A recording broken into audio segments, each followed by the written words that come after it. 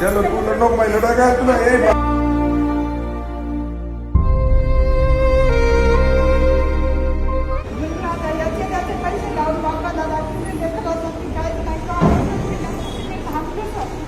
किती झाले बिल?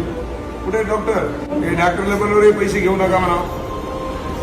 एखादा पेशंट असं करायचा मला हे माहिती तुला.